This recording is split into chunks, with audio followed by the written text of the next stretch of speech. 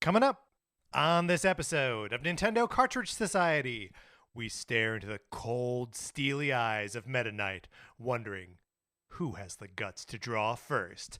It's dangerous to go alone, so the Nintendo Cartridge Society goes with ya.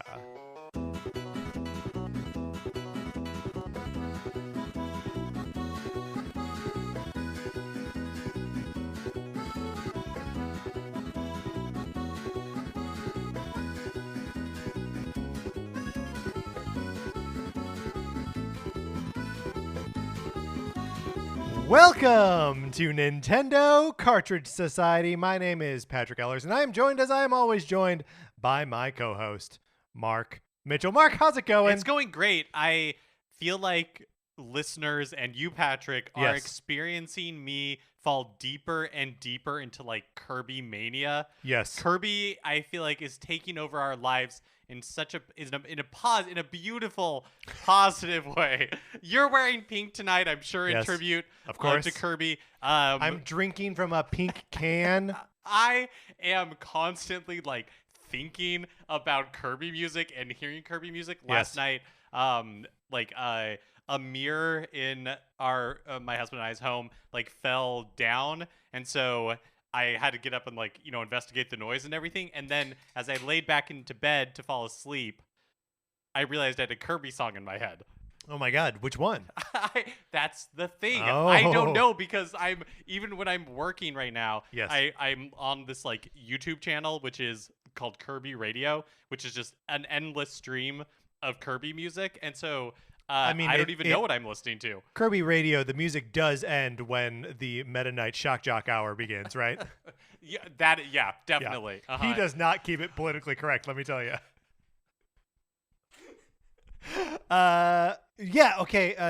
Mark, I love, you started to tell me that anecdote before we started recording, but you didn't get to the part where you had Kirby music. It's just in your head Kirby still. mania. I don't know how my husband is dealing with me. All I do and think about is Kirby. We're maniacs right now, but it's a good kind of mania. And I feel like look, whenever we do one of these theme months, there's going to be like one episode where it's like, we go right up to the brink of the abyss, right? And we stare down into the abyss, and the abyss, it looks back into us, Mark. And I think that's what we're going to do today as we dig into sub-games in Kirby, and we're going to determine the 10 best sub-games. These are games that you play for 3 seconds, but we're going to find the best ones, and it's going to be super good. But before that, I want to tell you about the Sonic Forces borrowing program. Would you like to participate in it? You can. All you got to do is email us at nintendocartridgesociety@gmail.com and provide us with a mailing address. We can send you my copy of Sonic Forces for the Nintendo Switch. You play it for as long as you want, or you don't, and then you send it back. And I pay for postage both ways. It's the perfect program. There may be a copy of Untitled Goose Game in there instead of Sonic Forces, but there may be Sonic Forces in there instead of Untitled Goose Game. So you never really know what you're going to get. Exactly. One of those two things. Right. And, it may seem that getting an Untitled Goose Game is an imperfection in the Sonic Forces borrowing program, but I'm happy to tell you that's not the case. No, it is a feature, not a bug. A feature. Another thing you can do is you can leave us a 5-star review on Apple Podcasts, Spotify, or wherever you get your podcasts. We appreciate it so much. It helps people find the show. It helps more listeners be able to come along on this journey as Patrick and I lose our minds with enthusiasm for Kirby. Yeah, we can't do this on our own, or we could, but it's so much sadder that way. It wouldn't be healthy. It wouldn't, no. But we appreciate it so much. We love reading your reviews. If you leave us a review on the US Apple Podcast Store, we can see that, and we'll give you a shout out on the show. If you leave it anywhere else, we can't see that, but would still love to give you a shout out. So hit us up on Twitter, send us an email, so that way we can acknowledge your gift to us. And we do see them as gifts, so thank you. But we will not be, look, we'll give you a shout out, but we will not be issuing thank you cards. Mark, I'm not doing it. Do you know what? I think that's fair. Not until we can get a dog who can help write them for us. A dog? A well-trained dog Okay. to write us thank you notes. Doesn't feel unreasonable to me. I don't normally expect like a total non sequitur from you. So I was wholly thrown by that. I loved it. My brain is Kirby addled. That's a great point. His brain is Kirby addled because we are, of course, in Kirby month. Next week, we are going to be discussing weird Kirby games featuring Kirby's Dream Course. And then on the 31st, we are going to be discussing the brand new Kirby and the Forgotten Land. Mark, the end of the month is in sight. Can you believe it? No, it's I can't believe it. I've been having so much fun. It's also, I feel like before we started the month, we came up with this moniker of weird Kirby games. Mm-hmm. And I feel like for myself, I am discovering all Kirby games are deeply, deeply weird Kirby games. Yeah, that is true, that all Kirby games are, in fact, weird games. But they fall into like a similar kind of weird, right? The platforming, copy abilities. We're going to be talking about games that are not that when we get to. Yeah. That's true. Like Kirby is weird, but has such a like pattern, like you were saying, where you're like, oh, okay, like yes, this is weird, but I expect it because it's a Kirby game. Yes. And then there are other times where Kirby's just like off the rails crazy. Right. And I'm very excited to talk about those off the rails crazy games. We got a follow-up from our discussion last week. Omnijake asked us on Twitter what our favorite copy ability was. I think we settled on Hammer. Yeah, Hammer or Rock. Yeah, Hammer or Rock was good. Omnijake's was Staff, and Patrick told them that they were wrong. Yeah, and you made me take it back on the spot. But Omnijake followed back up and said that the reason Staff is their favorite copy ability is because of their background in martial arts. And that makes sense. I've swung a hammer more than I've practiced martial arts. And I've like sat around doing nothing like a rock. Like a rock, yeah. A lot. And so, yeah, fond of that. Here's the thing. The last like week of playing Kirby games has maybe exposed both of us to our new favorite copy ability from Kirby Squeak Squad on the Nintendo 3DS. The copy ability is called Metal, and it's mostly just funny because Kirby like becomes a like aluminum version of himself. Yeah, he becomes this, but like the way he walks, it's so funny. It's like he's weighed down. Yeah, but yes, he's weighed down, so he moves really slowly. But his animations, for some reason, remind me of like Homer Simpson when he's feeling really like good about himself. Sure, he's like strutting a little. Strutting like he's a little dynamo. No, you know what he is? Very funny. It's like if Kirby swallowed Colossus from the X-Men. Like that's what it is. Yes. Also, I have a small mea culpa regarding the character Bonkers, who is the Kirby character, like the enemy that you see with the hammer. That is Bonkers. Yeah.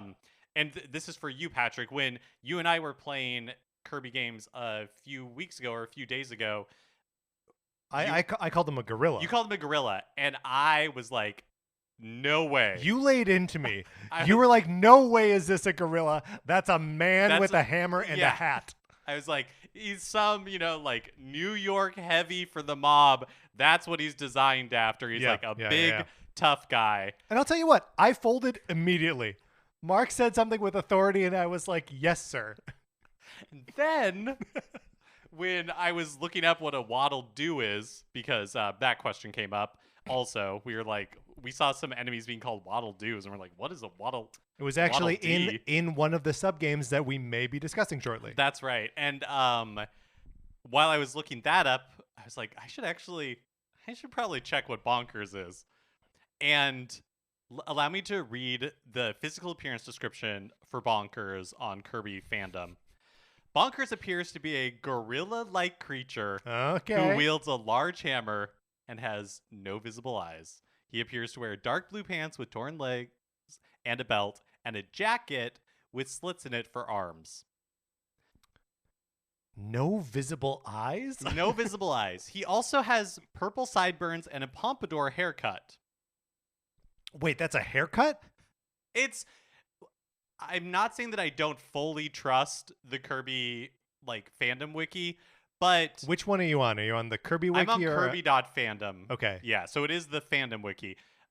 We should cross-reference this with the Kirby wiki. Right. And see what they say about Bonkers. But they're hedging their bets for sure in this description, right? Because he appears to wear dark blue pants. It's like they don't want to say that he's wearing dark blue pants. Right. They don't even want to commit to the fact that he's wearing pants or that they're dark blue. No, it definitely doesn't want to commit to the fact that it's a with scare quotes jacket. Here's the thing that I like about the Kirby wiki, the fandom wiki, is that it's teaching the controversy.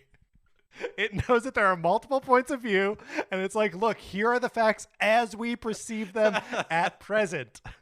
That's right. And as, Kirby science improves in the future, right, that might change. That's the scientific method. Yes. That's how we learn. That means if we fail, it's a success. That's right. It's not dogma. It is a process constantly refining itself. Dogma, good name for a dog that writes thank you notes. All right, Mark, let's get into it. Let's come up with the 10 best Kirby subgames.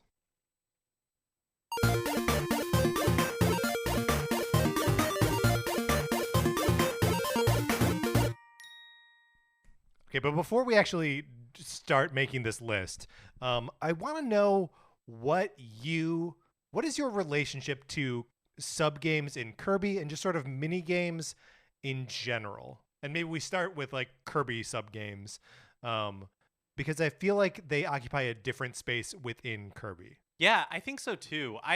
So my experience with Kirby subgames is kind of similar to my experience with Kirby games in general. I played a ton of Kirby Superstar. I think we need to back up. I think first we need to actually define what we mean when we say subgame. Oh, yeah, great point. Because at first I was like, a subgame is any other game mode that is not the main game mode that you can select from a menu like on the outside. So like not counting the goal games or whatever, or any kind of transformations. But I've turned around on that. Now I'm saying that a subgame is anything that you can make an argument for is a subgame, right? So anything that is not what like the flagship main part of the game is, if you can convince me that that other mode or feature is a subgame, then it counts. Okay, yeah, I'm on board for that. I mean, because I think where it gets messy on what is a subgame and what is like the main game is a game like Kirby Superstar. Absolutely. Which is mostly just 8 mini games, like 8 sub games. Yeah, some of those games are more sub than others, but yes, I agree. Right. And so I agree with that. I also think that in the example of like Kirby's Adventure for the NES, they don't have the construct where the mini games exist or the sub games exist outside of the main adventure. They're accessed, like almost as bonus games in the level selector, like you do the matching game in Super Mario Brothers 3 type thing. Totally. And that is where like it's where like that distinction of it has to be accessible from like a separate menu gets kind of blurred, because like you're sort of in like an interactive menu at that point where you're selecting levels that you're going to, and you're doing it by like jumping around and like flying like Kirby normally does. But so I think like broadening it out so we could just be like, it's kind of just whatever you can convince ourselves or each other is a sub game. But it's anything really that is like making you play the game differently. Yeah, or playing a different game. Yeah, like I think that definition is I'm totally on board for that. But I think like the easiest way to think about them is as mini games. Right? They're there's the main adventure, or in the, in some examples, they're like the main platforming adventures that are a little more like have multiple mechanics. Whereas the sub games, as I think of them, are really like you're doing one action or like a series of actions, but it's really just like one small goal, like one kind of like thing that you're doing, usually mechanically pretty simple. Like for this reason, I didn't personally consider any like Meta Knight's Revenge style things as sub games, even though I think you probably could make the argument that they are. The fact that they're using a lot of the same like level geometry and like it's all like the same. And also, you're still like playing the game. It's just like with a different character. And a lot of these games kind of like break down into similar like groupings. Yeah. And they're like variations on a theme. Like there's a lot of reflex games. Yes. Where it's all about doing something like as quickly as you can in like split-second decisions. Or another, what is like another kind? I'm blanking right now, but so there's there's that. There's also like little races. I feel like races figure into a lot of these. And there's also ones that I don't really know what you would call them, but basically it's a series of three kind of like gauges that you're trying to like Yes. hit at the perfect time, and you're either punching something or hitting something. And the power of that hit or punch is determined by how perfectly you execute the those gauges. Those like timing things. Yeah. Yeah. That's sort of the megaton punch is the progenitor of all of those. Uh, did you play a lot of these of the sub games when you were playing Kirby games growing up? So yeah, I feel like my experience with sub games is almost identical to my experience with Kirby games, which makes sense because the only way you're going to access these Yes, sub games yes, is through the yes. games. So I played, Kirby's Adventure for the NES. The sub games in there, like, I had actually forgotten about like the egg toss one, Yes. where King DDD is like throwing eggs or bombs, and you have to inhale the eggs but not the bombs. But the other one's like Quick Draw and the The crane crane. fever, where it's like a little crane game where you're trying to pick a puffed up Kirby out. Like those I remember a lot, but really for me it's the one from Kirby Superstar for the Super Nintendo, because I played that game a lot. But it also has a lot of the classic archetypes. It has a reflex game, it has like a boss rush mode, and then it has like a couple of other ones, maybe just one other one. But so that's really my experience. What about you? So I didn't play many Kirby. My Kirby game growing up was the original Kirby's Dreamland, and there are no the only sub game I guess in that is the goal game, right? Um, and I'm just gonna come out and say it. All the goal games are bad, and in fact, I said it 2 weeks ago that like I don't know why we're doing them. It makes me mad that it's like here at the end of the level you have to do something totally unrelated when meaningless. So I really wasn't playing sub games kind of at all. But to open up the conversation like more fully to like just mini games in general, I do like mini game collections, right? Um, I think one of the things that I always go back to is on the 3DS, both the Super Mario 64 DS and New Super Mario Brothers came packed with this like set of like 5 or 6 Mario based mini games. Do you remember these?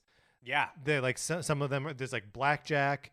There's a thing where you have to like find a Mario face among like other faces. And I feel like the Mario 64 DS especially was very touchscreen heavy, because it was either a launch title or very close to launch Yeah. that it came out, and so there were still a lot of those gimmicky is not the right word, but that's what I have right in front of me. Yeah, totally. Kind of like where it's showing off those touchscreen abilities in a way that the rest of Mario 64 didn't really. Yeah. Well, and like I feel like the Wii was also, very good at this. Obviously that's kind of what Wii Sports is, but Wii Play was a lot of that kind of stuff.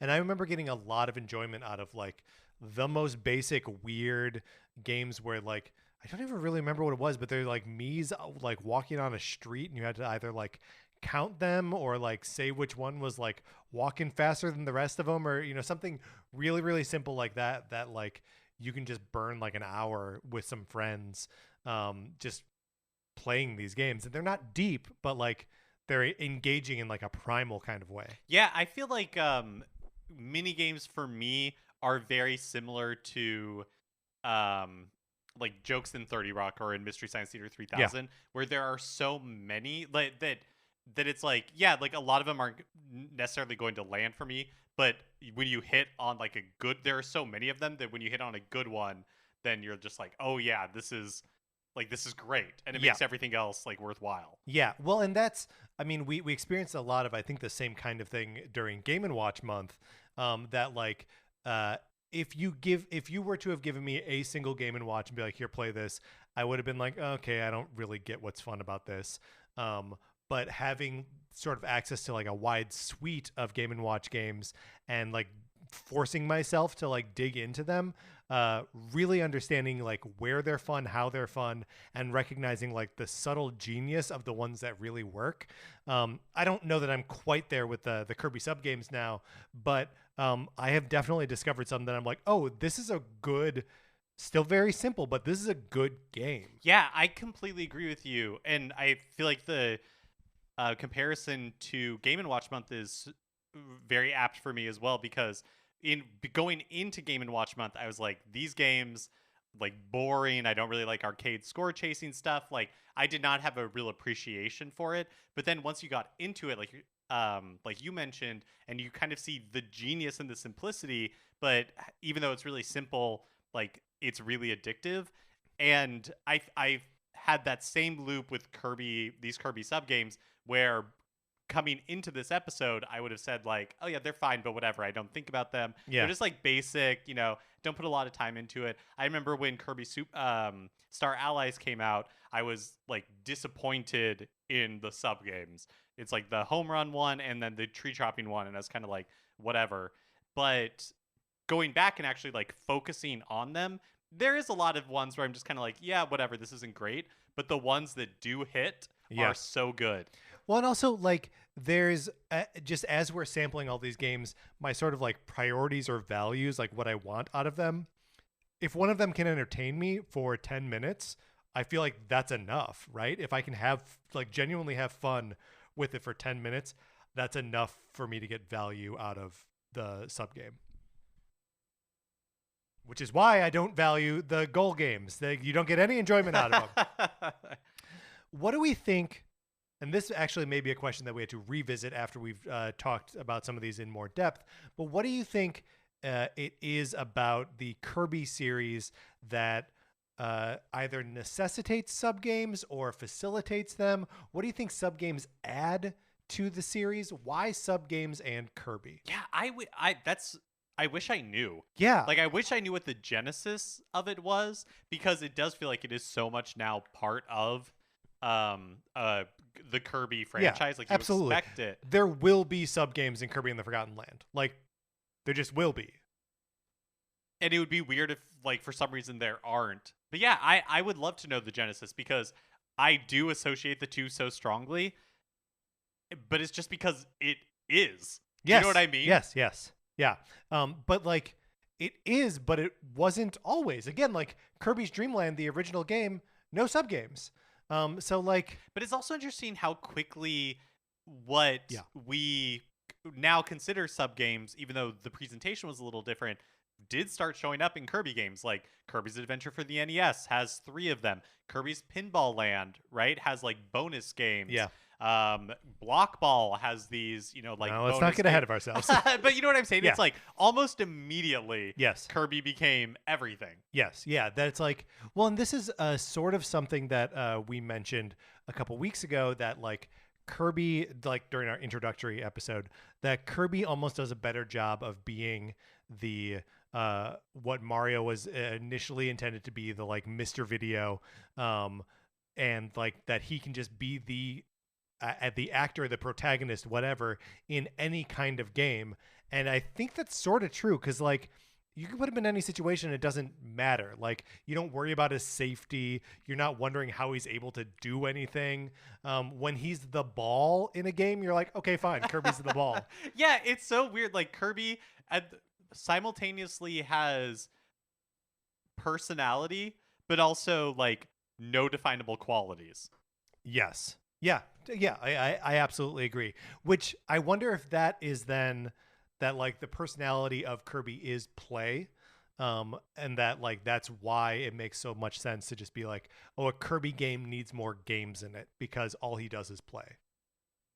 And I don't know if that's right, but it's maybe we'll revisit this question after we've gotten into more depth about our favorite Kirby sub games. And Mark, I would like to open the floor right now for us to start talking about our favorite sub games. Okay, let's do it. Our goal here is to I've got a couple I want to shout out. Mark has a couple he wants to shout out. We will talk about them, and then we will determine. First of all, we'll see if we have 10 different ones between us, and then we are going to rank the 10 best. Mark, would you like to go first, or would you like me to go first? I'll let you go first. Okay, so I'm first. I'm gonna shout out that crane game in the original Kirby's Adventure. Super simple. All you're doing is pushing the A button to move the claw to the right, and then you let go of it, and then it goes down and grabs either a regular size Kirby or a big chonky Kirby. And depending on how well you've lined that up, he'll either drop it so that you score some extra lives or something, or not. Super, super simple. I love a good crane game. I miss the Nintendo Badge Arcade every day. And yeah, I just think it's a good, smart like addition to the lineup. It's even being like one of the first. And I also like a lot when Kirby is part of like other arcade experiences. Like I like pinball. I like block ball. And like the crane thing is like oh yeah, if there was an actual like crane machine that had Kirby's in it and just Kirby's in it, I would love that. Yeah, and the music for Crane Fever is really good as well. So everybody go look that up. It's a real earworm though. So just be prepared. Just be prepared. A real like Rathacon earworm. It's more of a bug. Yes. I will go ahead and nominate one from Kirby's Adventure as well. What? And that is Quick Draw. Wow, the original Quick Draw. The original Quick Draw, which is my favorite of the Reflex games that I've played. So the way that these games work, and the same style appears in multiple games, is you are like, it is you versus like one other character, and it's all about waiting for the moment when the game cues you to draw your weapon. Yeah. And so it's usually like an exclamation mark or the word like draw appears on screen, and it's whoever has that trigger finger and can hit the button first. Obviously, in a lot of these games, you're playing against the CPU. So it's a virtual finger. So it's a virtual finger. But I really like the presentation of Quick Draw in Kirby's Adventure. It's, I think, my favorite because it feels the silliest to me. Well, it's the cowboy one, and the other ones go samurai.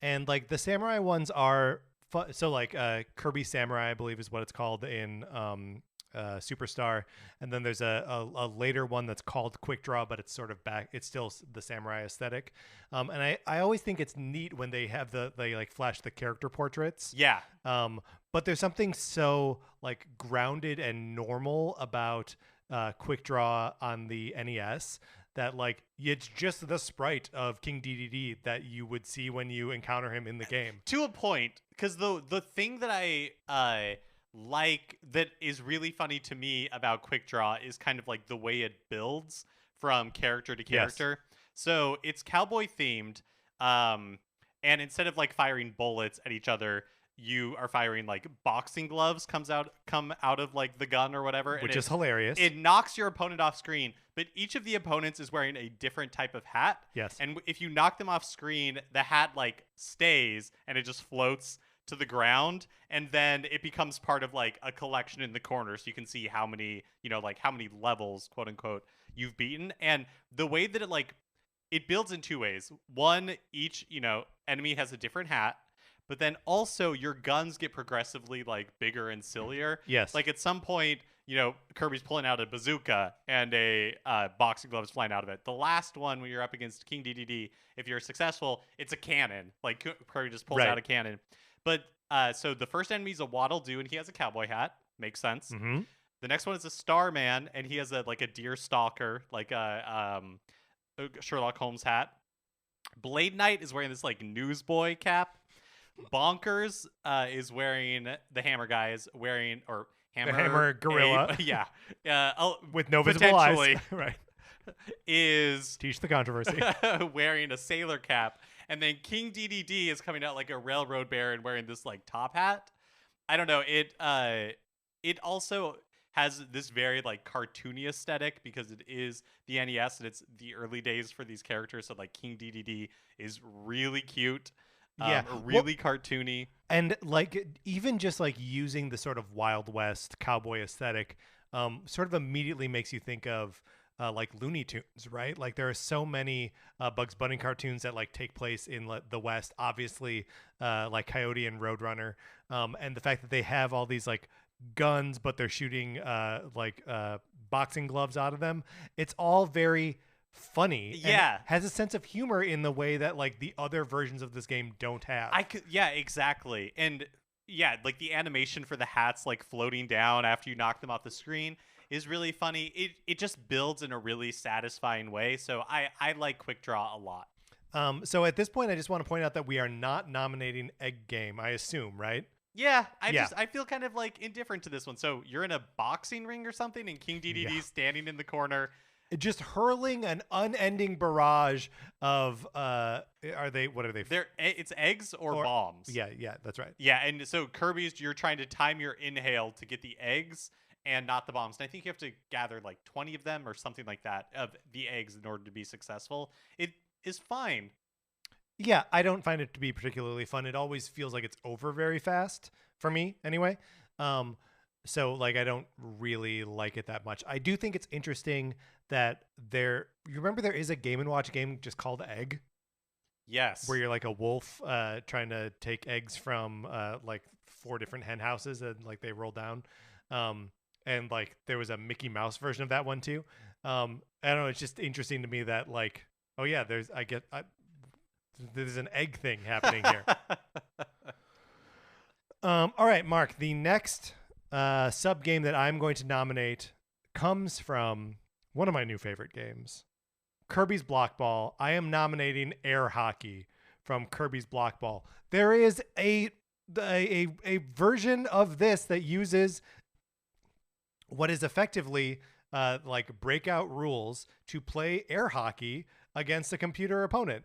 There's like a little air hockey game in the middle of this breakout clone. It's so much fun. It still has like the thing at the beginning where which is a feature of Kirby's Block Ball, where the angle of your initial shot, like it kind of, there's like a little arrow that points in various angles until you're ready. It's almost like a metronome. Yeah, it's a little like a metronome. And you can still do the thing where you like flex the paddle and make Kirby go faster. I don't know. Air hockey is always compelling anyway. Block ball is compelling anyway. I really, really like anytime you get into the air hockey minigame. I liked this air hockey minigame too. It wasn't on my list, but it is a good one. Of the 4 sort of like minigames, sub games that are in Kirby's Block Ball, this is for sure the best one. Yeah, absolutely. Absolutely. And you could almost argue that the boss fights are kind of sub games because you have to like play them differently. You usually have paddles on the left and right and top and bottom of the screen, which, by the way, another great innovation. Kirby Block Ball killing the game. It's so good. But that you just have to like change how you're like approaching the game. But I don't think it would count as a sub game in this context. Yeah, I agree with that.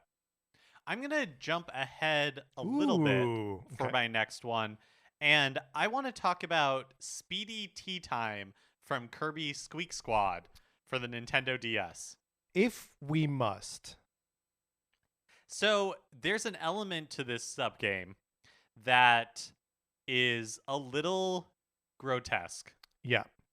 So it's just you against the opponent, and the opponent is one of the squeaks. And look, I've played a lot of this game. I don't know what the squeaks are. They're mice and they're bad guys. And what you're trying to do, there's like a cloche over a platter, and the cloche is removed, and you have to tap on either strawberries, big strawberries or little strawberries, and leave all the bombs. And you have to do it before your opponent, who is this the big squeak, before he inhales what's there, or before like the cloche closes again, and then the like game resets a little bit. Like the next round advances. Right. And you have like a little meter, so that like bigger strawberries count for more, and you just need to fill that up before he does. So the part of this that is a little grotesque is the perspective of the game is that on the top screen, Kirby's almost like looking up at this enormous squeak. Yes. And look, we are extremely body positive That's right. on this show, and absolutely nothing against outie belly buttons. Not at all. But this game is doing a disservice. This design is doing a disservice to outie belly buttons because it looks. Mark, I don't even know. It's like it just it has like an X on it. Like it looks like water or something should shoot out of this little round or button something. Yes. thing. Like it's just so prominent. Yes. It's like right in the middle of the screen, so your eye is like drawn to it. It's purposefully taunting us with this enormous, grotesque belly button. And it's like a protuberance of, I would say, no less than 3 inches. Yeah. It's like a tuna can. Yeah, I'm upset by it. But why do you bring it up? Do you bring it up to put it on our list, or yes, I bring it up because I like this game. Oh I like the God, mechanic. It's like one of the Reflex games, except you have to pick items, and I genuinely think it is so funny that they lovingly rendered this disgusting belly button, showed it to everyone. Wow. Miyamoto must have seen it at some point. I mean, maybe Miyamoto, maybe they initially had a smaller belly button, and Miyamoto upended that tea table and was like, I need that belly button to be bigger and more grotesque. What is the name of this game? This game is Speedy Tea Time. Speedy Tea Time. For Kirby Squeak Squad on the Nintendo DS. This is, I think because it's so gross, it goes all the way back around to being beautiful. Wow. Okay. Well, can't you just imagine? I don't know that I agree with you. Can't you just imagine nestling up with that belly button? No. Look, here's the thing. Again, we're very body positive, but if that belly button is like out at the dinner table, the tea time table, I'm getting up. I'm leaving. I know it is. It is also. I mean, it's just upsetting. Yeah. But I choose to find the beauty in it. All right, Mark, I'm going to go next. And I'm going to nominate just an absolute killer.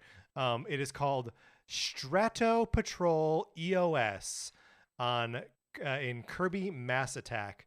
Kirby Mass Attack is on the DS. It will be one of our weird Kirby games. EOS. The gameplay is it's sort of Lemmings-esque, where you are like tapping on the screen and like a small army of Kirbys follow your instructions on like where to go, who to attack, that sort of thing. But this mini game is a top-down flying shooting kind of game. One of those where it's like a scrolling up and down. And you start off with just one little Kirby who's like kind of constantly shooting some beams of stars. And much like you can in the rest of the game, you can get up to 10 other Kirbys sort of like trailing behind where you draw on this map as you're like flying around. But it just means that it becomes this awesome, bullet hell sort of like shmup where you're controlling 10 Kirbys at once. It feels like a full game to me. It takes a little while to unlock in Kirby Mass Attack, which was sort of a bummer for me because it just, I want all these games to be accessible right at the beginning. I don't like that Kirby Mass Attack makes you earn them, but this is one that's totally worth earning. The name is Strato Patrol EOS. What does the EOS stand for? What do I look like, Mark? Fair. I have no idea. I withdraw the question. Here's the other thing I don't understand about Kirby Mass Attack is sometimes so every 5 medals you unlock like something new, right? And sometimes it's like the music player or a sub game. And the sub games can be like this thing, Strato Patrol EOS, and it's super compelling and tons of fun and really deep. And then there's another sub game in there just called Curtain Call, where each level it like opens a curtain and there are some like Kirby characters on there, and all you do is count how many Kirbys are there. Huh. So like the gameplay is like reveal, close, and then it's like how many Kirbys, and you're like 1, and then it does it again, and you're like 3. But Strato Patrol EOS is like a full-blown Yeah, that sounds like flight and shooting game. It's super fun. that sounds like such a good example of what we were talking about at the beginning of this episode, where they're not all hits, but They're the ones not that all are hits. good Right. are really good. On Tuesday, I think we talked about. I mentioned that I had played a little bit of Kirby's Pinball Land and was enjoying it, but it's not that remarkable. It's just a pinball game with Yeah. Kirby. But there is one kind of like what they call bonus game in Kirby's Pinball Land that I do think is a lot of fun, and it's similar kind of to I think enjoyable for the same reasons that air hockey is enjoyable, and it's Poppy Brothers Land bonus game. So the way that Kirby's Pinball Land works is there's 3 like boards that you can jump between, and you can like warp between them and all that kind of stuff. But each one has a bonus game that you're able to get to. And for the Poppy Brothers Land bonus game, it's like a short board, and there's 2 like Kirby balls that you're trying to shoot into a soccer net that's defended by a squishy. And so there's just something, the mechanics are very simple, but because it's so like direct, there's something really satisfying about that, like the squishy's moving back and forth and is kind of anticipating your moves, and you are trying to keep track of these 2 Kirbys, which because once both of them fall off the board, like you're done. And so you're trying to keep track of where the squishy is, you're trying to keep track of where the Kirbys are, you're trying to shoot them into the goal. It's very simple but very satisfying. Yeah, no, that sounds great. I feel like anytime they put Kirby in like a sort of sports situation, like I'm into it. You know what I mean? Yeah, Like yeah. if it's anything that feels like a shootout or a like soccer or whatever, like I think it works. That's a good addition. I think I'm gonna keep us in the realm of pinball, and also keep myself in the realm of Kirby Mass Attack, and bring up Kirby's Brawl Ball, which is a pinball-like mini game inside of Kirby Mass Attack. I think it's a better pinball game than Kirby's Pinball Land. It only has the one table, but it does have boss fights, and you access these boss fights by first you have to antagonize King DDD, and then like wait till he opens his mouth and then shoot Kirby into there. And the first one is the Willow, the whatever he is, Wispy Willow, and it's kind of just a boss fight. It's like the regular boss fight, but in pinball, which is super fun. And you can play it either with the touch screen of just like tapping the screen to make both paddles go, or you can use the L and R triggers. It's another case of it just feels like they put a full pinball game in this, which again, Kirby Mass Attack, really great. It includes seemingly a full pinball game and a full like scrolling flying shooter.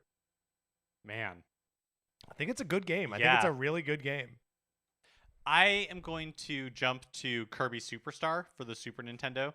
So this has a number of sub games, like the Gourmet Race, where you're racing DDD and collecting food, Samurai Kirby, which is like a reflex game like Quick Draw, and then Megaton Punch, which is one of the ones I talked about where there's like an oscillating meter and you're trying to time it perfectly so that way you can like crack Planet Popstar in half. But the one that I want to call out is something that we've seen in you see in a lot of Kirby games, but this is the version of this that I put a ton of time into, and that's the arena, which is essentially a boss rush mode. The way that the arena works is that in the beginning you have this kind of like library of abilities you can choose from, and you can, if you're playing with a second player, they can control the helper character, or you can just choose an ability and turn that into the helper character. You go in and you do like boss fights, and you have a limited number of Maxim tomatoes to heal between bosses.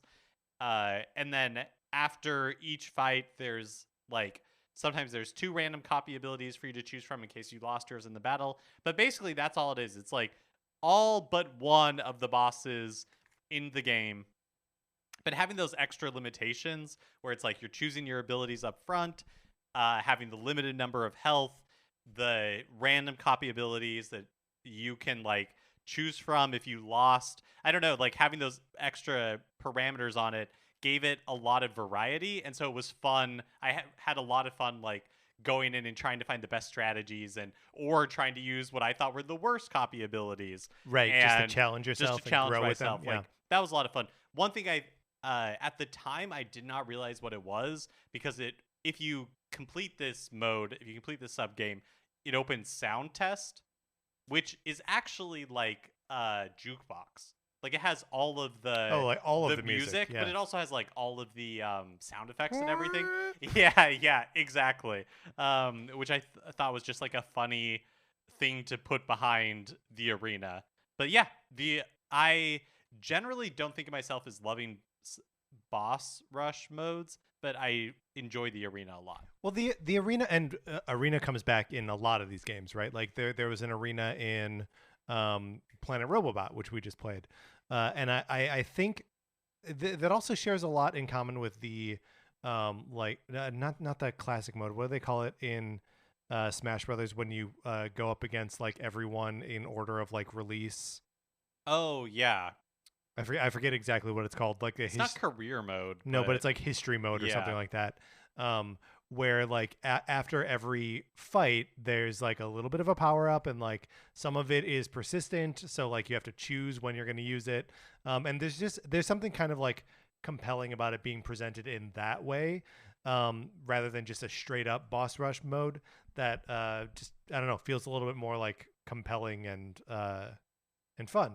Yeah, I completely agree. Also, I think that what you mentioned that Planet Robobot has the arena, and this is at a point like I do want to talk about the other, just touch on because we talked about it in the Planet Robobot episode, the sub games in Planet Robobot. So, Team Kirby Clash, and there's one other one, 3D Rumble, something like that. Yeah, but I think the reason I why didn't consider either of those. I didn't either, and I think the reason why I did not like glom onto those, like why I almost immediately turned them off, is because they were too complicated. Yeah, it felt too much like a completely different game, which it turned out being. Nintendo spun those off into their own 3DS titles.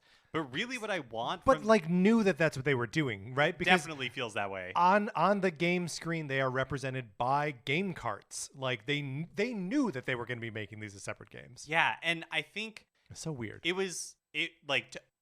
What I want in a sub game, whether it's successful or not, is that easy. Like I inherently understand this. Yes. Like this is just a mechanic. Like I will try to perfect this one mechanic, and I can understand why having these more full-blown games would feel good, because you're like, wow, like there's like 3 games in this one, like 3 right. with completely different mechanics and everything. But I don't want any of that. I want to open up like one of these Kirby sub games, and I enjoy the simplicity of just knowing immediately what I'm supposed to do. Which I think actually does, like, just that simplicity, even though both Strato Patrol EOS and Kirby's Brawl Ball feel like full game experiences, they're immediately understandable, right? Because they're game types that you recognize as like classic arcade sort of experiences. It doesn't require any learning of the mechanics, right? Yeah, like totally. You just know them already. Is that back to me then? Yep. I will go then to Kirby and the Amazing Mirror, the sub game Kirby's Wave Ride. This is you are one Kirby racing against 3 other Kirbys who could either be computer controlled or up to 3 of your real life friends if you've got link cables and that splitter so that 4 people can all play at once. You are surfing, and it's all sort of on like a one. It's like there's no real dimensionality to it, but there are these waves that sort of constitute jumps. And when you get to the end of the jump, there's a period during which you can push the jump button and get a little boost of speed. And the whole thing is based on that, is just timing the jump so that you're hitting as many of the speed boosts as you possibly can. Some of the jumps like start in the air already, so you have to jump to get onto them. And so like it's not so much about making decisions, it's really just about like pushing A when you think it's the right time, and Kirby getting faster and faster, or slower when you're messing up the jumps.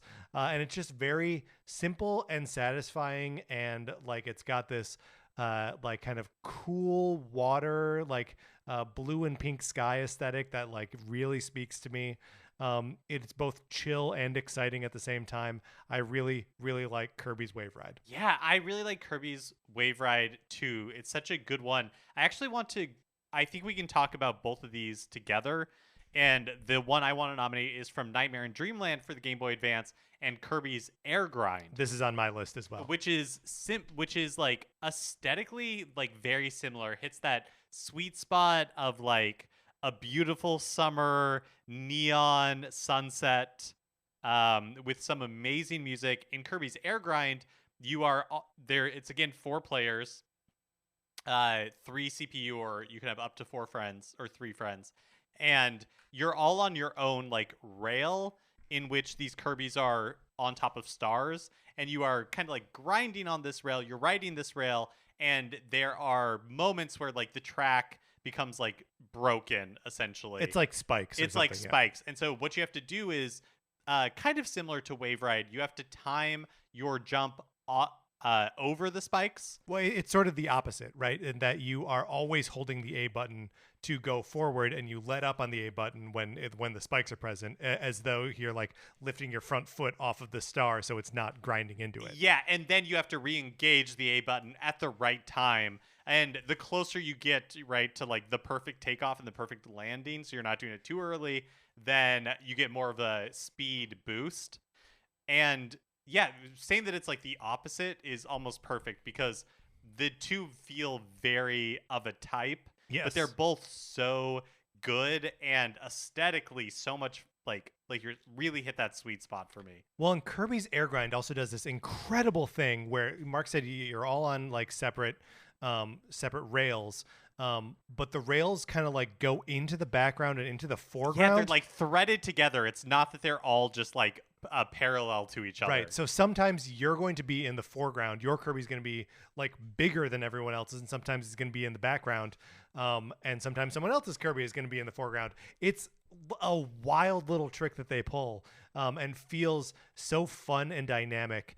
Kirby's Air Grind and Kirby's and Wave Ride are both like, I don't know, they're both wonderful. They're going to be towards the very top of my list, or I'm going to fight for it to have them both towards the top of the list. I think they're almost perfect mini games. I think so too. And I think that really puts them over. What puts them over the top for me is just aesthetically how pleasing they are, in a way that some of them, not necessarily looking at you, Speedy Tea Time, but some of them are not as aesthetically pleasing.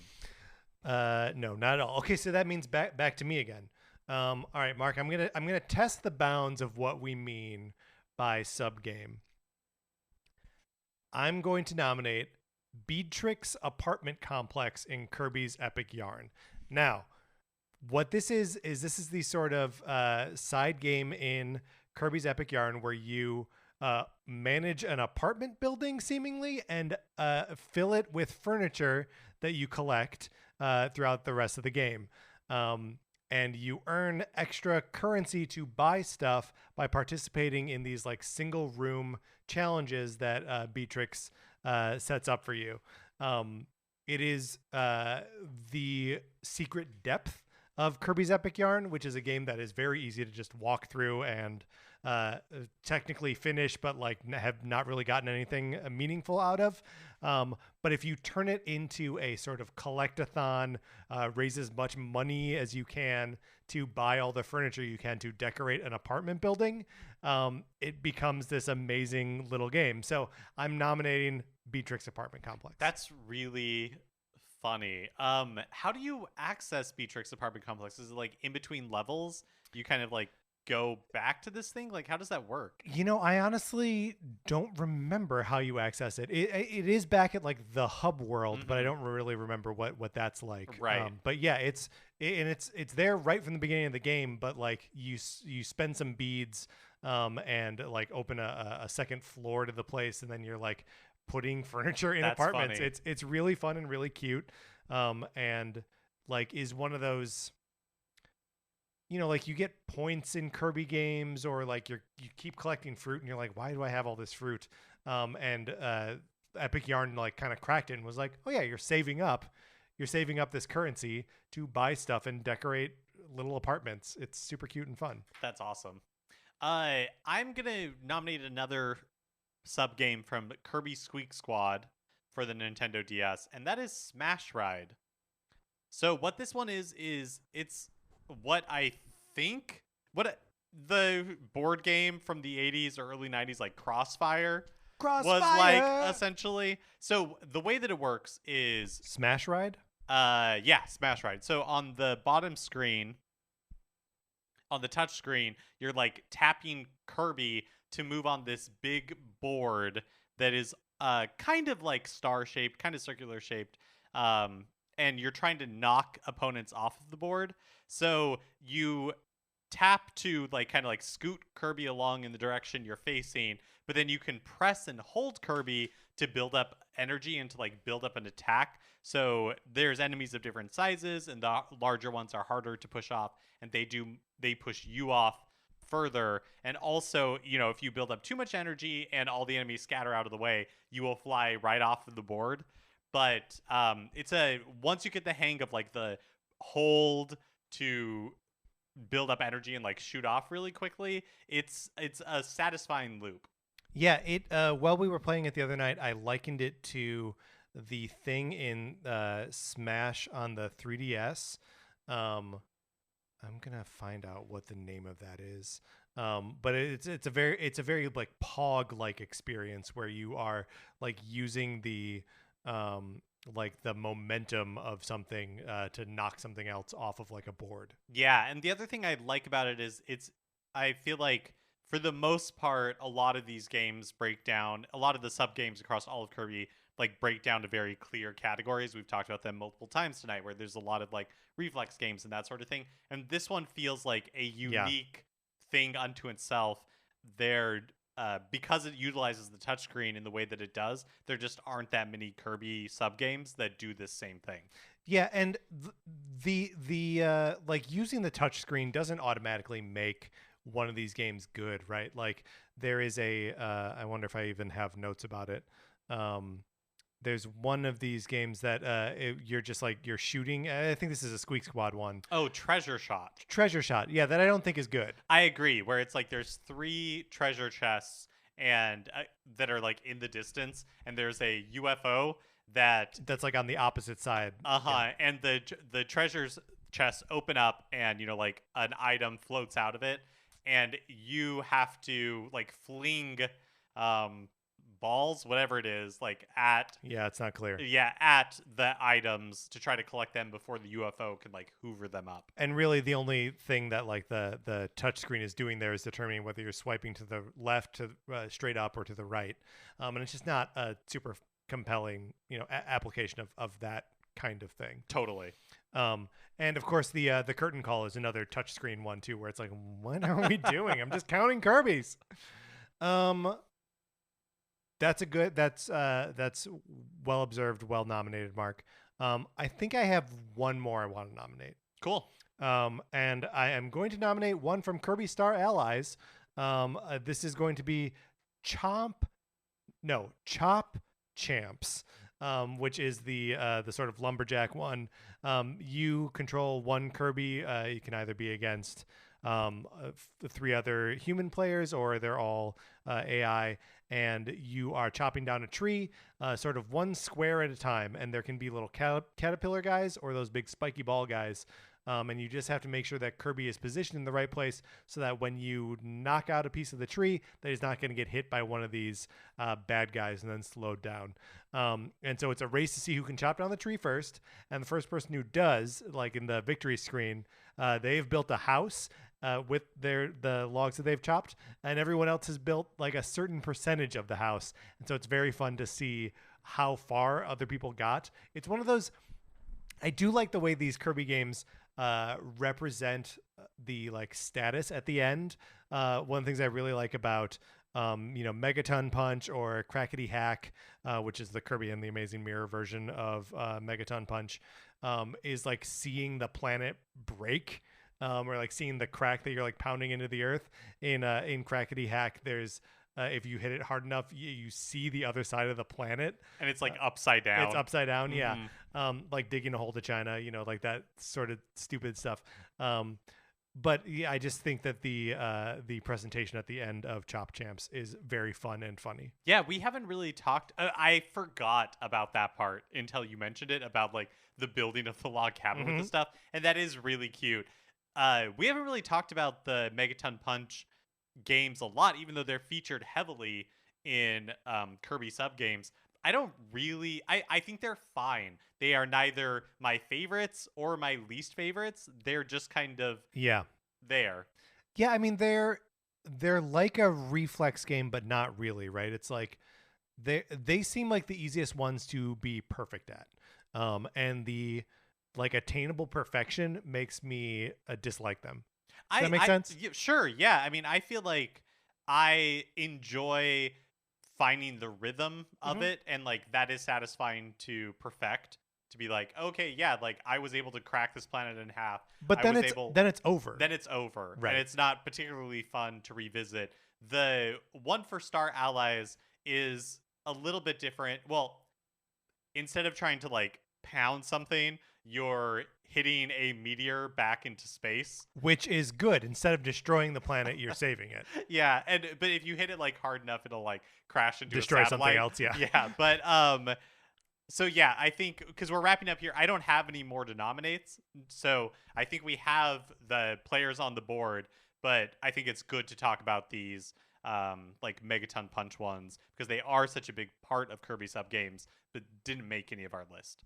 Yes. Other games, just briefly that we had like a chance to play, but aren't going to make it onto our list.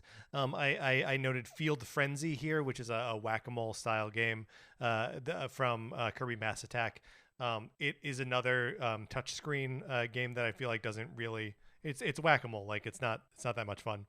Another one worth mentioning is from Nightmare in Dreamland on the Game Boy Advance, Bomb Rally, where there are like 4 characters, including yourself, and you're passing a bomb around. And they're hitting it with frying pans. Which is adorable. It is really cute.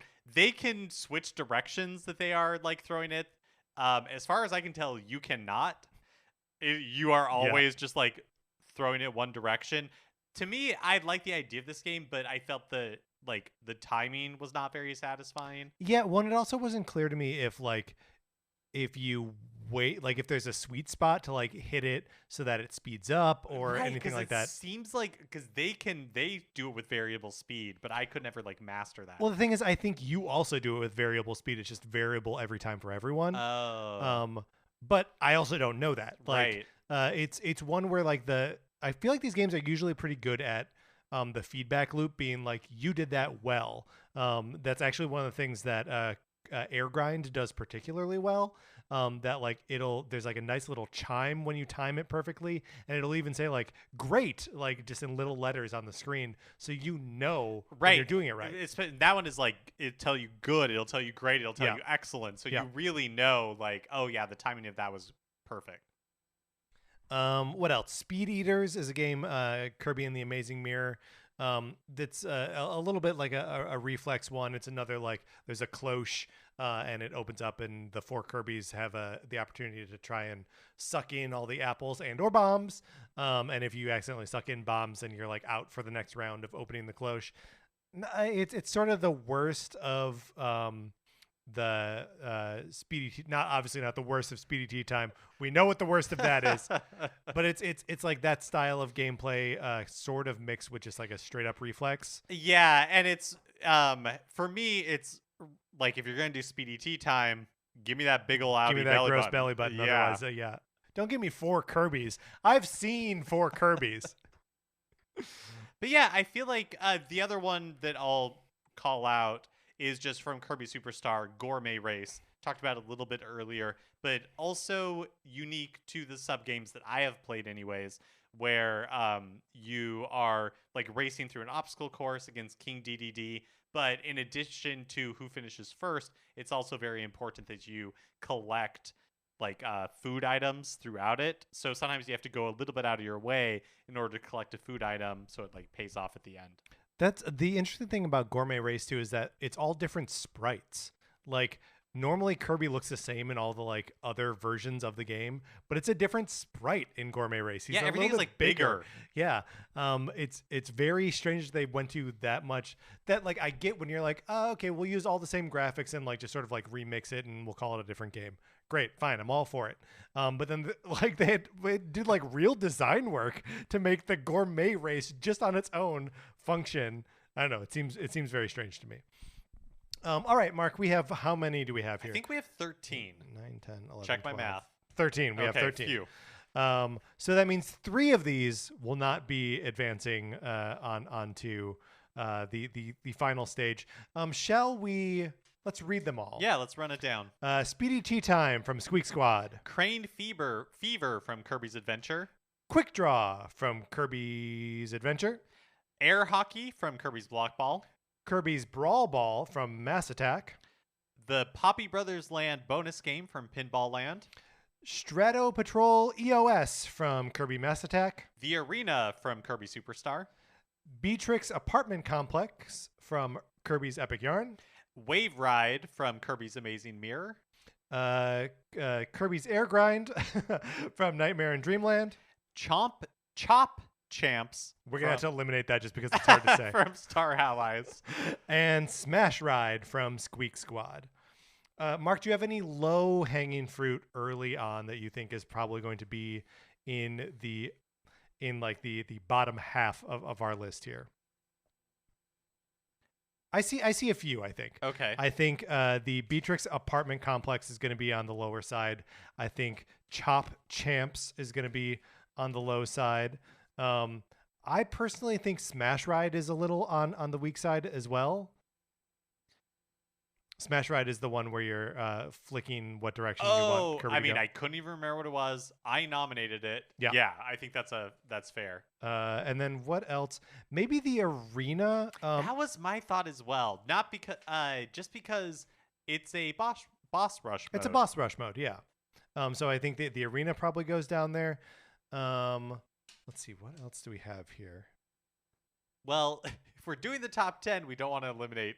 No, and I'm not suggesting elimination. I'm just saying sort of like the bottom of the list. I'm gonna say that we try to just like rank all 13. Okay. And then the 3 that don't make it into the top 10 are not part of the list. Yeah, they just don't make history. They just look. History is made by the winners, Mark. They're the 5th Beetle right. of Pete Best or any of the rest of them. There are so many 5th Beatles.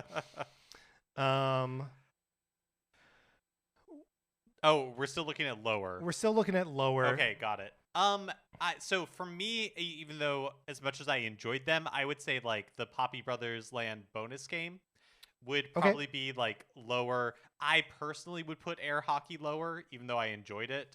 It's definitely not like top tier for me.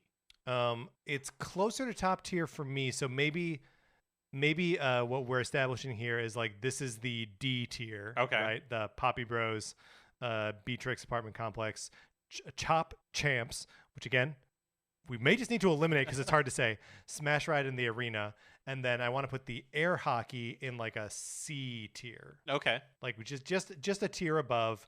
And it may not be that big. It may not be that big. It may just be a special designation. It may just be a special Air Hockey. Right. Because I think for me, B tier is where I go like Speedy Tea Time, Crane Fever, Quick Draw, I think is another B tier.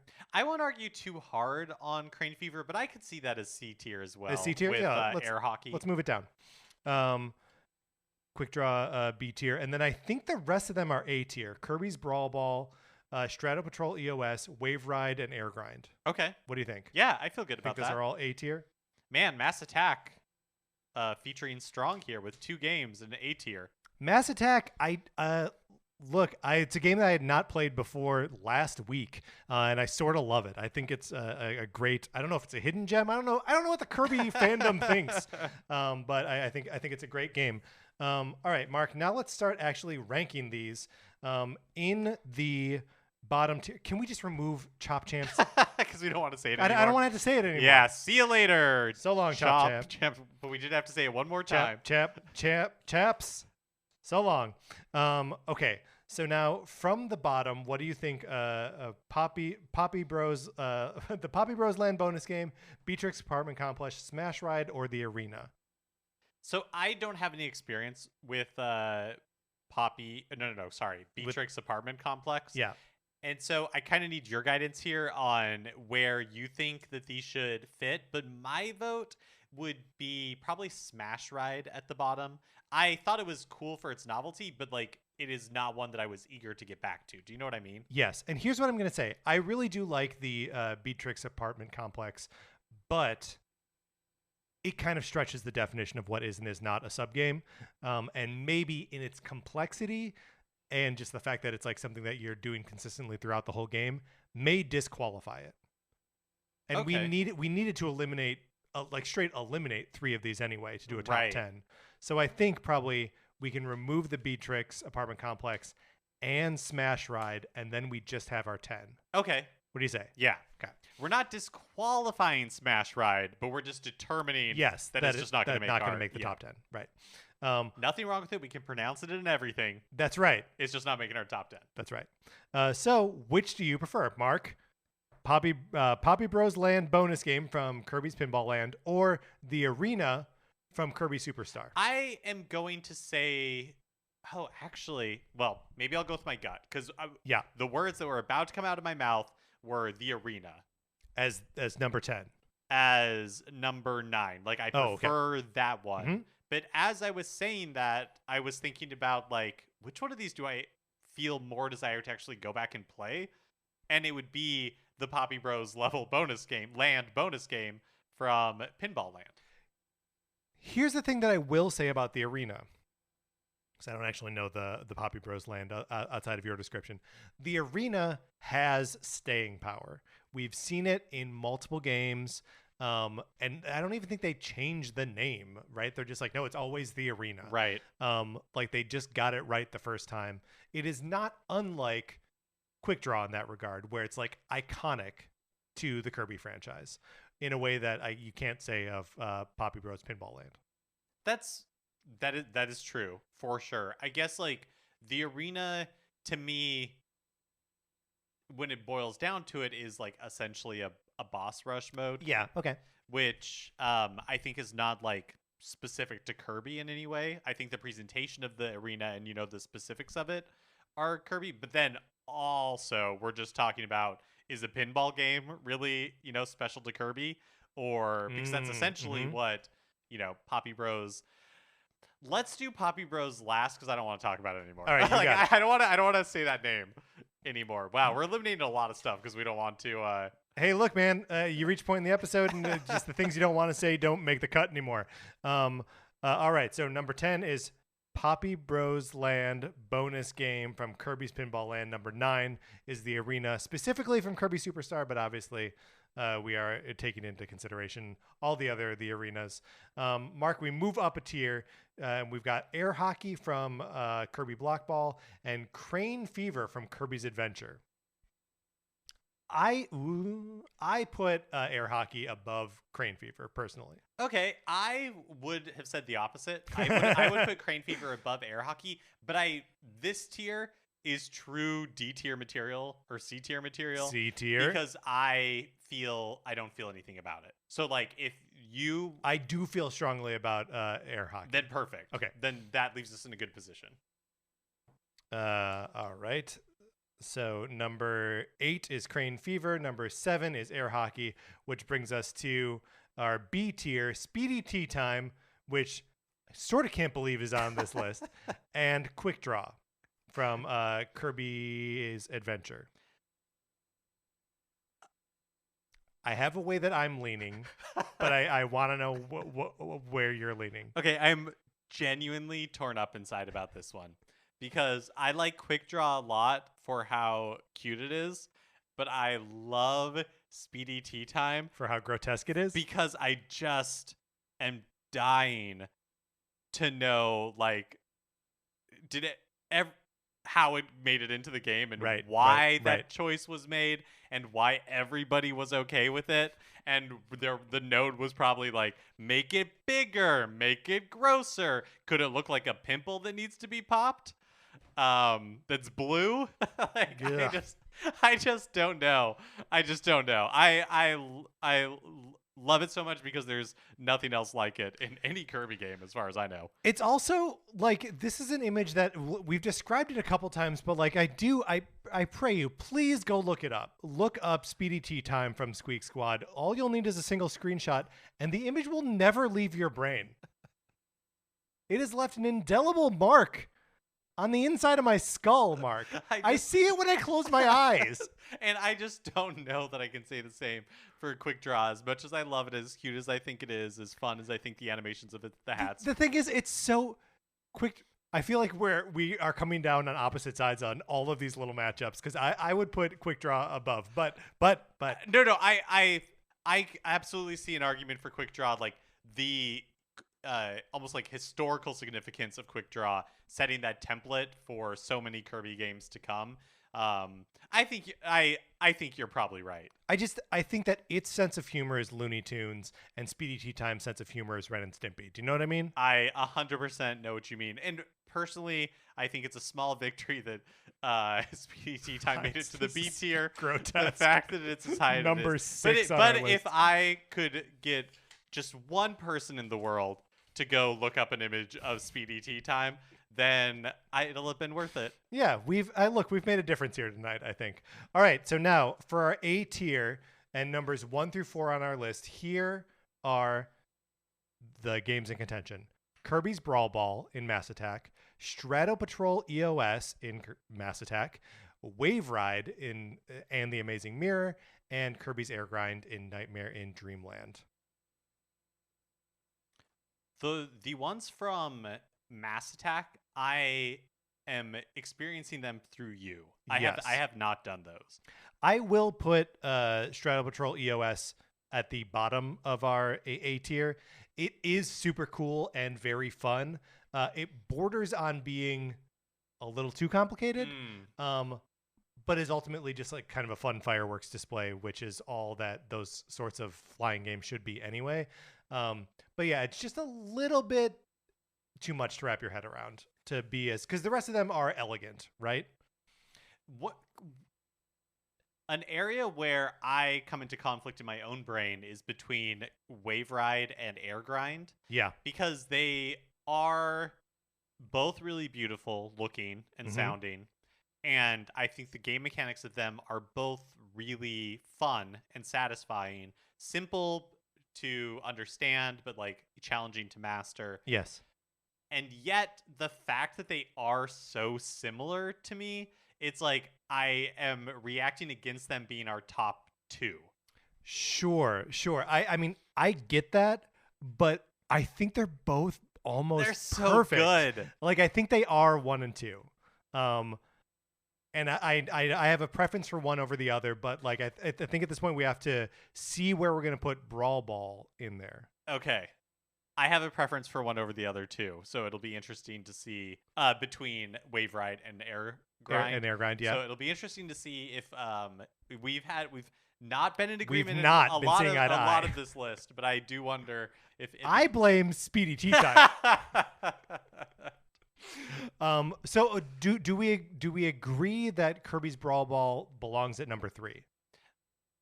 This is not one that I have played myself, and so No, you did. You played a did I little play bit at my Brawl house. Ball? Yeah, it's the pinball one where you played against the willow, the oh, boss fight against the tree. Yeah, that was fun. Yeah. I think it's better than Pinball Land. Yeah, frankly. I agree with you. I'm happy with that at third. Okay, that's compared to the other two. That's a number 3. Yeah. Which means we have to get down to the tricky business of who's number 1, Wave Ride or Air Grind. Mark, do you want to do a 3, 2, 1? I think we should. Yeah. Which one we think is number 1? Yes, which we think is the best. Okay, so it'll be 3, 2, 1, and then we say it. Okay. Uh-huh. Ready? Wait, I had one in my mind this whole time, and now that it's coming down to it, I'm doubting. No way. But I still think I know which way I'm gonna go. Okay. Let me know when you're ready. I am ready, and Do we need to review any of the merits of either game? I don't think so. Okay. I think I am firm in my decision, and then we'll see where the chips land, and we may have to relitigate it anyways. Right. Ready? Yeah. 3, 2, 2, 1. 1. Air grind. Air grind is our number 1, which means Wave Ride from Kirby and the Amazing Mirror is number 2.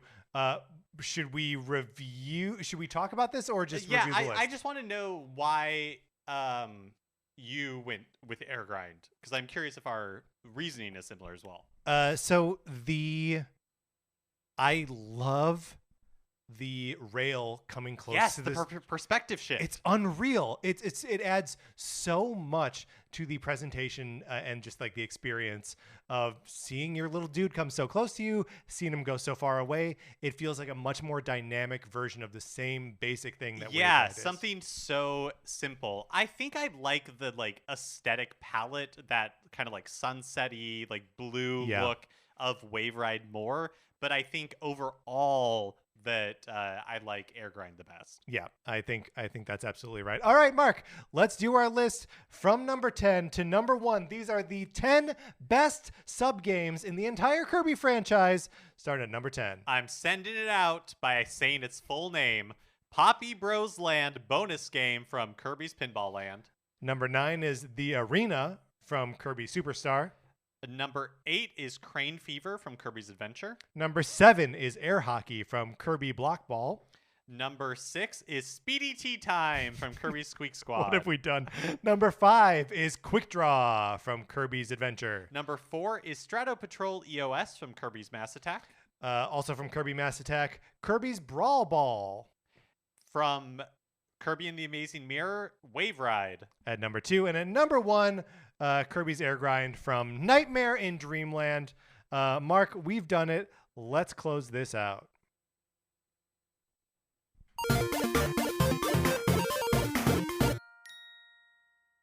Now, there can't possibly be any sub-games that we missed, right? There's only a gajillion Kirby games. And notice, no one even mentioned a goal game. Not once.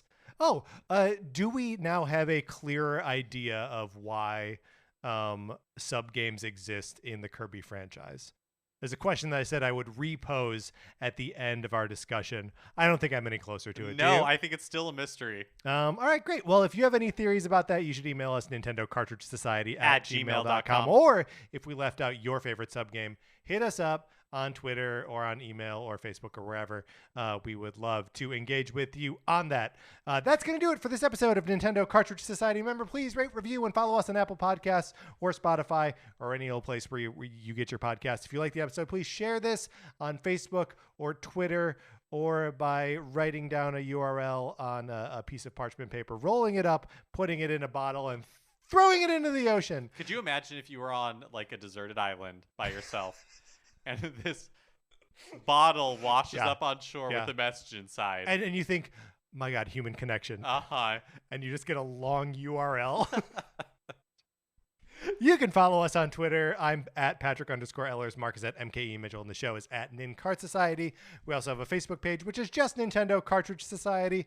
Olivia Duncan made our logo. Our theme music is provided by 8-Bit Betty. You can get more of his music by going to 8bitbetty.com or by listening right now.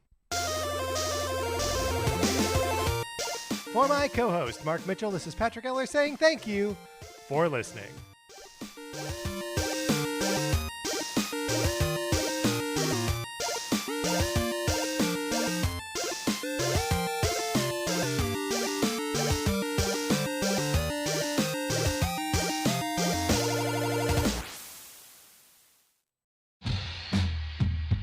Have you ever encountered an unexplained hairy bipedal hominid in the woods? Have you received telepathic messages from an unidentified aerial phenomenon? If so, then you need to listen to Bigfoot Collectors Club. I'm Michael McMillan. And I'm Bryce Johnson. And together with super producer Riley Bray, we make up the Bigfoot Collectors Club. That's right. Every week we talk to actors, comedians, writers, and paranormal experts about their personal paranormal histories and share stories of high strangeness. Like the time when we talked to Craig Ferguson about the Loch Ness Monster and when a sea witch told him he had raven magic. Or the time I asked Pitch Perfect's Anna Camp her opinion on cattle mutilations. Past guests have included Rachel Bloom, Jen Kirkman, Paul F. Tompkins, Bobcat Goldthwait, and more. So if you've ever been abducted alongside 5 reindeer by an alien with drills for hands or witnessed Bigfoot crawl out of an interdimensional portal, Don't laugh, happens all the time. then check out Bigfoot Collectors Club on Campfire Media or wherever you get your podcasts. Bigfoot Collectors Club. You're here to believe us. wait, is that how it goes?